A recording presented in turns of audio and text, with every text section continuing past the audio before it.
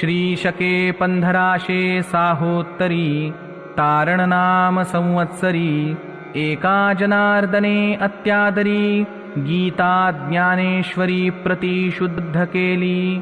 बहुकाळ पर्वणी गोमटी भाद्रपदमास कपिला षष्ठी प्रतिष्ठानी गोदातटी लेखन कामाठी संपूर्ण जाहली।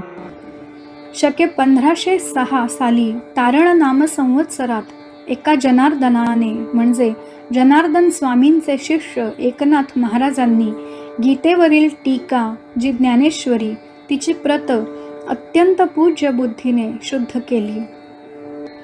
भाद्रपद महिन्यात बहुत कालाने येणारी चांगली कपिला षष्ठीची पर्वणी होती।